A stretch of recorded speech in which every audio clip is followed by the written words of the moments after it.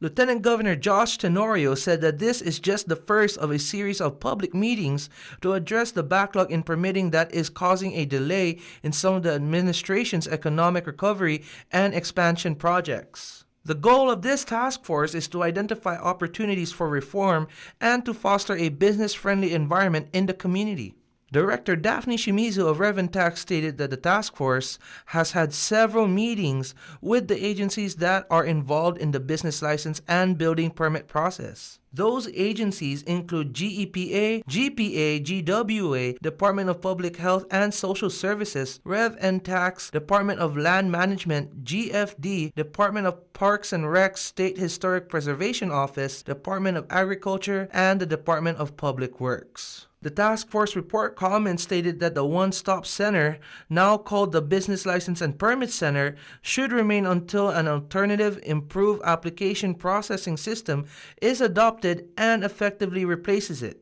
And this, I believe, was an important comment to include in our presentation because, of course, the task force report comments and the comments from our various teams of our agency were based on the structure of the BLPC as it existed.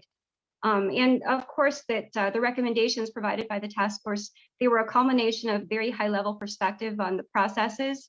And, of course, there was some need for us to, dive into the task force recommendations a little bit more deeper to determine, of course, the pragmatic application or implementation for these items.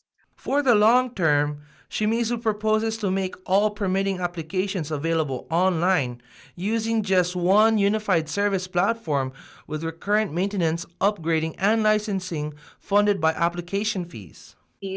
And what I wanted to note here was that, of course, our team has been working to toward an online application process, and that's something we're expected to complete or at least have in pilot form by the end of this year in 2021.